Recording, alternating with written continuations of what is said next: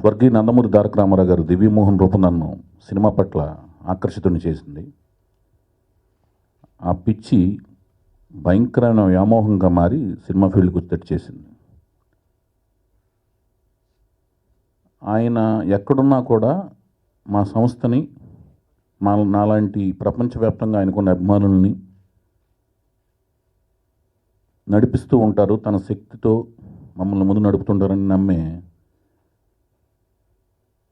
వీరాభిమాని నేను. సో నేను నా కష్టం వెనుక, నా సుఖం వెనుక స్వర్గీయ నందమూరి తారక రామారావు గారి దీవెనలు, ఆయన వదిలి వెళ్ళిన ఆశయాలు ఇవన్నీ ఉన్నాయి.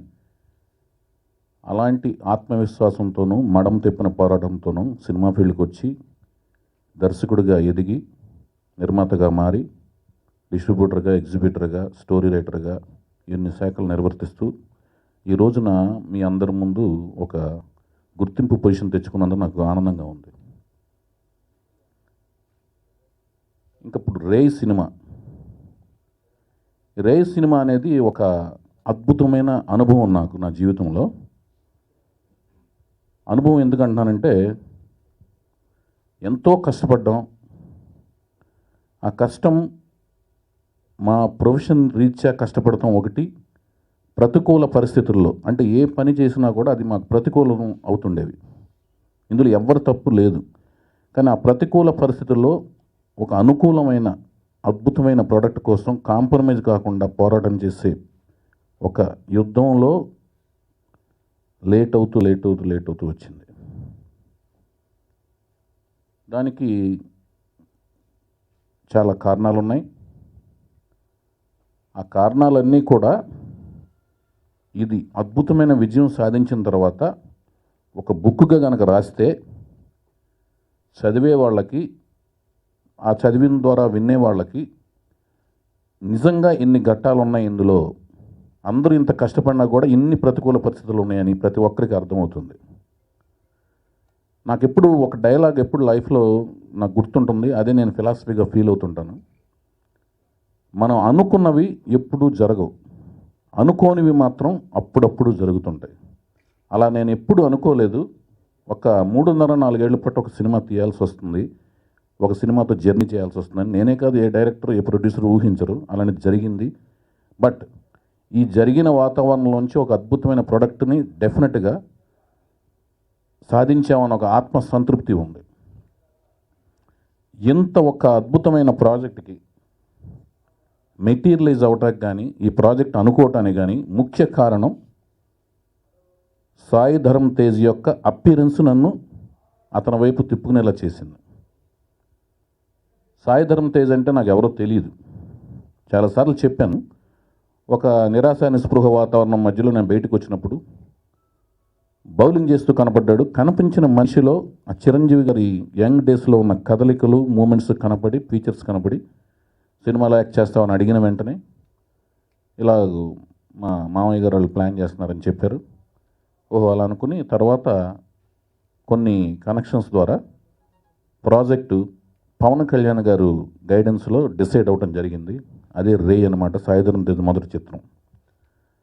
తర్వాత కళ్యాణ్ గారు నుంచి నేను చిరంజీవి గారు హీరోగా ఉన్నప్పుడు అసిస్టెంట్ డైరెక్టర్గా 3 సినిమాలు చేశాను. చిరంజీవి గారి దగ్గరికి వెళ్ళటం, తర్వాత నాగబాబు గారిని కలవటం, వాళ్ళందరి గైడెన్స్లోంచి సినిమా స్టార్ట్ అవ్వడం జరిగింది. ప్రతి దశలోనూ వాళ్ళ యొక్క మోరల్ సపోర్ట్ ఈ ప్రాజెక్టుకి ఉంది. ఒక్కొక్కరు ఒక్కొక్క డిపార్ట్మెంట్లో నిష్ణాతులు, ఆ నిష్ణాతులు యొక్క గైడెన్స్ నుంచి ప్రాజెక్టు డిజైన్ చేయబడి నాకు సపోర్ట్గా ఉండి ఇంత దూరం రావటం జరిగింది. సో ఫైనల్గా ఈ ప్రాజెక్ట్ అనేది నేను ఇంతకుముందు తీసిన ప్రాజెక్ట్స్ అంటే నా కెరీర్ స్టార్ట్ అవటమే కొత్త వాళ్ళతో స్టార్ట్ అయింది. శ్రీ సీతారాముల కళ్యాణం చూద్దాం రారండి, వెంకట్ హీరోగా, చాందిని హీరోయిన్గా ఆ సినిమా తీశాను. నాకు ఫస్ట్ ఫిల్మ్, వాళ్ళకి ఫస్ట్ ఫిల్మ్ మంచి హిట్ అయింది. తర్వాత మళ్ళీ కొత్త వాళ్ళతో లాహిర్లో సినిమాలో ఆదిత్య ఓం అంకితతో తీశాను, అది మంచి హిట్ అయింది. తర్వాత మళ్ళీ రామ్ హీరోగా, ఇలియానా హీరోయిన్గా దేవదాస్ తీశాను, అది మంచి హిట్ అయింది. అలా ఆ ప్రాసెస్లోనే 48 ఏళ్ల వయసులో హరికృష్ణ గారిని హీరోగా ఇమాజిన్ చేసుకుంటూ మా సంస్థ నుంచే, బొమ్మరిల్లు సంస్థ నుంచే సీతయ్య అనే ఒక హీరోగా పెట్టి సినిమా తీశాను. అది సక్సెస్ఫుల్ అయింది. ఆ పరంపరలోనే సాయి ధరమ్ తేజ్ని కథానాయకుడిగా ఊహించుకుంటూ ఒక మంచి స్క్రిప్టు, అంటే బ్రహ్మాండమైన వాల్యూమ్ ఉండి, స్పాన్ ఉండి, విపరీతమైన ఖర్చును డిమాండ్ చేసే ఒక కథను అనుకుని తనతో జర్నీ చేస్తే తను దాన్ని క్యారీ చేశాడు.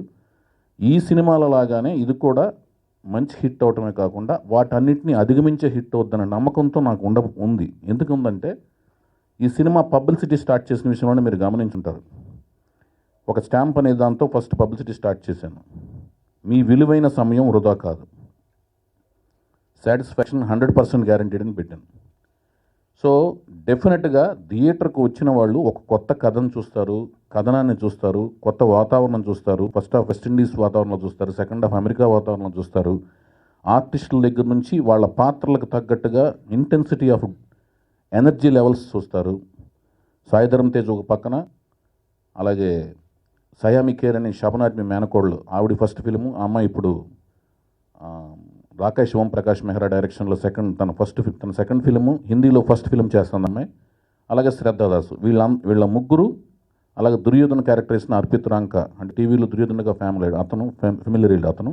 ఈ నలుగురితో తీసిన రేయ్ సినిమా మ్యూజిక్ సరుపుకోవడం జరిగింది. తర్వాత ప్లాటినం డిస్క్ రేంజ్కి అమ్మకాలు కూడా జరిగినాయి. మంచి ఆడియో కూడా మంచి హిట్ అయింది. లేటెస్ట్గా ఒక 1 వీక్ బ్యాకే సెన్సార్ అయిపోవడం కూడా జరిగింది. సెన్సార్ సర్టిఫికేట్ పొందాం. వీటన్నిటి దృష్ట్యా ఇప్పుడు ఈ సినిమాకున్న నమ్మకంతో, వాల్యూమ్ తోటి, ఇంటెన్సిటీ ఎంత ఉంది ఈ సినిమా, దానికి తగ్గ ఒక సీజన్ కోసం వెతుకుతూ, మిగతా కారణాల దృష్ట్యా ఇప్పుడు మార్చి 27, ఈ నెల 27 సమ్మర్కి కర్టెన్ రైజర్ ఫిల్మ్ లాగా, సమ్మర్ సీజన్కి కర్టెన్ రైజర్ ఫిల్మ్ లాగా, ఫస్ట్ ఫిల్మ్ లాగా మార్చి 27న మా సినిమా రాబోతుంది అని మీకు తెలియజేయడానికి నేను చాలా ఆనందిస్తున్నాను. అన్ని రకాల అనుకూల పరిస్థితులన్నీ ఏర్పడినాయి, ప్రతికూల పరిస్థితులన్నీ సర్దుమణిగినాయి, అందరినీ మాట్లాడుకోవటం అన్నీ జరిగినాయి చక్కగా అందరు ప్రోత్సాహంతో. ముఖ్యంగా రమేష్ ప్రసాద్ గారు, అలాగే విజయ్ ప్రసాద్ గారు, అలాగే శోభన్ బాబు గారు, వీళ్ళందరి పరిస్థితులు అర్థం చేసుకుని, ప్రాజెక్ట్ పరిస్థితులు అర్థం చేసుకుని, వాళ్ళు ఇచ్చిన సపోర్ట్తో, వాళ్ళు ఇచ్చిన గైడెన్స్లో ఈ ప్రాజెక్టు అనుకూల వాతావరణంలో మార్చి 27న అద్భుతంగా మీ ప్రపంచవ్యాప్తంగా రిలీజ్ కాబోతుంది.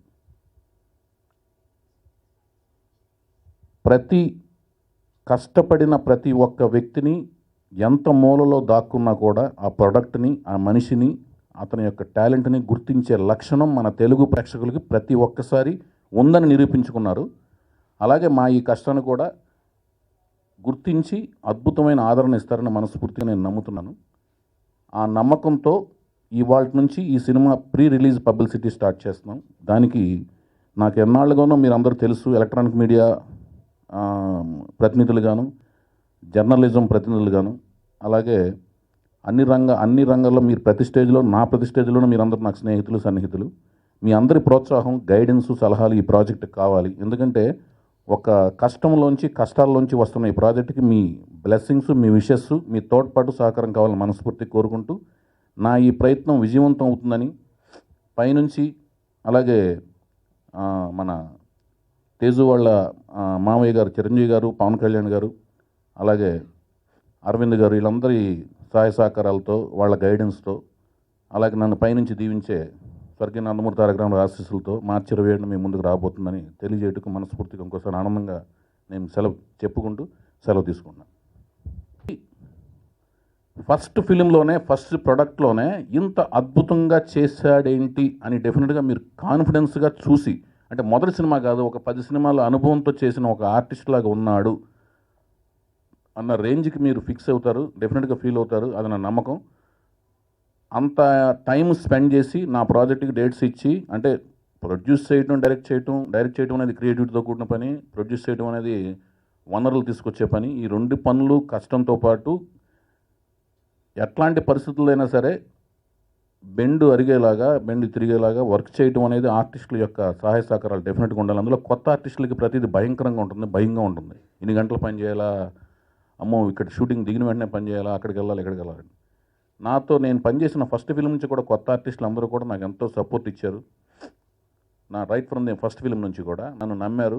వాళ్ళు నమ్మేటట్టుగా నేను కూడా వాళ్ళని చాలా ఫ్రెండ్లీగాను చాలా చక్కగాను వాళ్ళందరినీ మంచిగా ఒక ఫ్రెండ్లీగా ఒక డైరెక్టర్ కాకుండా డీల్ చేశాను. ఇప్పుడు సాయిధరం తేజు ఈ ప్రాజెక్టుకి తనకు అనిపించిన అనుభవాలు కానీ ఈ సినిమా రిలీజ్ అవుతున్నందుకు కానీ ఎక్సైట్మెంట్ కానీ తను మీతో పంచుకుంటాడు. Thank you. వైవేష్ చౌదరి గారు and Yukta sir, thank you so much.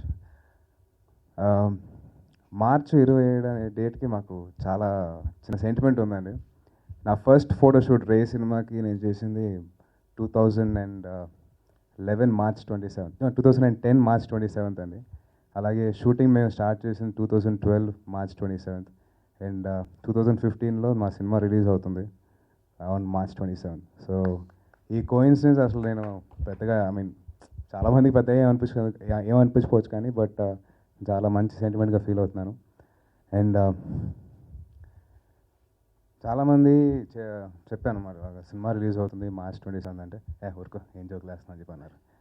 But ఇవన్నీ దాటుకొని ఒక్క వ్యక్తి అండి, ఆయన ప్యాషన్, ఆయన డెడికేషన్, ఆయన హార్డ్ వర్క్, ఆయన స్టబర్నెస్ అన్నీ, అది మా డైరెక్టర్ ప్రొడ్యూసర్ వైవేష్ చౌదరి గారు.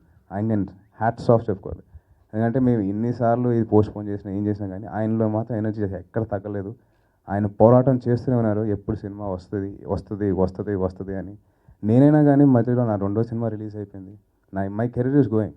కానీ ఆయన మాత్రం 4 ఏళ్ళగా ఒకే సినిమా పట్టుకొని ఇది వస్తుంది, మంచి సినిమా హిట్ అవుతుంది అని చెప్పేసి ఆయన ఘంటాపదంగా చెప్పారు. Sir, hats off to you sir and thank you so much.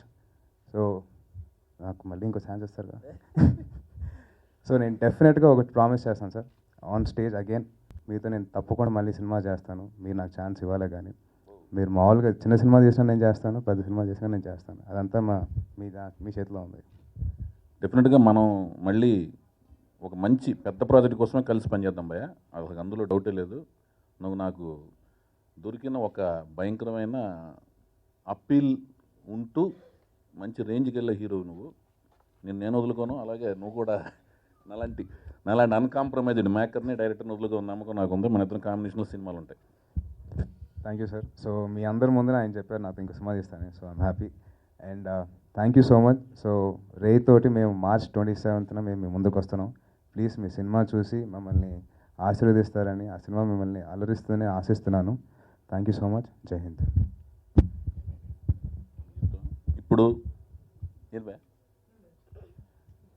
ఇప్పుడు ఈ కార్యక్రమంలోతో మార్చి 27 సినిమా రిలీజ్తో పాటు ఈరోజు హోలీ పండగ.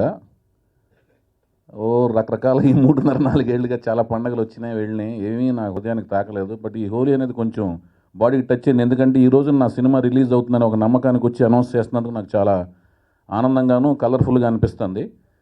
సో ఈ రోజున ఆ డేట్ అనౌన్స్మెంట్తో పాటు థియేటర్కల్ ట్రైలర్ ఒకటి, ఫ్రెష్ ట్రైలర్ ఒకటి మంచిది, దాంతో మా ప్రచారం స్టార్ట్ అవుతుంది. అది అన్వైల్ చేయటానికి నా డాటర్, తను ఈ సినిమాలో అంటే దేవదాస్ సినిమాలో ఇలియానా చైల్డ్గా ఉన్నప్పుడు తన ఫోటోలే వాడాను. మళ్ళీ తన తర్వాత ఈ సినిమాలో రే సినిమాలో మన సాయిధరం తేజ్కి చెల్లెలి కింద క్యారెక్టర్ ప్లే చేసింది. సో తన చేతుల మీదుగా అంతేకాకుండా తను ఈ సినిమా కో ప్రొడ్యూసరు. సో తను చేతుల మీదుగా ఈ థియేటర్కల్ ట్రైలర్ రిలీజ్ చేయబోతున్నాం. ఈ ప్రాజెక్టు, ఇంత మంచి ప్రాజెక్టుని ఇలా తయారవడానికి ముఖ్యమైన పాత్రధారులు నా ఆఫీస్ టీమ్ మెంబర్స్ అయిన మరొక 2 ముఖ్యమైన వ్యక్తులు ఉన్నారు. నాకు ఎగ్జిక్యూటివ్ ప్రొడ్యూసర్గా ఉండే Komeni Venkateswara Rao. At the same time నేను బొమ్మరిల్లు సంస్థ స్థాపించిన అప్పటి నుంచి కూడా మాకు ఎలాంటి ఇష్యూస్ ఉన్నా, ఎలాంటి విషయాలు ఉన్నా సపోర్ట్గా ఉంటూ, బ్లైండ్గా సపోర్ట్గా ఉంటూ, అవగాహనతో కూడిన ఆర్గ్యుమెంట్స్తో రకరకాలుగా వెన్నంటూ ఉండే ప్రసన్న గారి యొక్క సపోర్ట్ ఇదంతా ఉంది. వాళ్ళిద్దరిని ఇప్పటికీ నేను నా జర్నీ వాళ్ళతో ఉంది, వాళ్ళతో ఇప్పటికీ నేను మర్చిపోలేను. వీళ్ళందరికీ నేను ఈ సభాముఖంగా ధన్యవాదాలు తెలియజేసుకుంటున్నాను. ఇప్పుడు నా పాప చేతుల మీదుగా ఇది థియేటర్కల్ ట్రైలర్ రిలీజ్ చేయబోతున్నాం. ఇదంతా రిమోట్ లాంటిది ఏమన్నా చెప్పాము, ఇంగ్లీష్ డౌన్ చేయాలి, తర్వాత కూర్చున్నా చేద్దాం. ముందు అలాగే trailer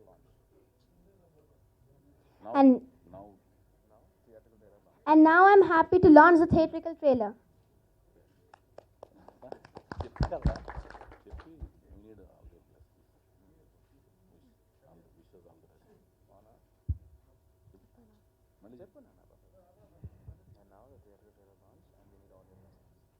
And now we are going to launch the theatrical trailer, and we want your blessings. Thank you.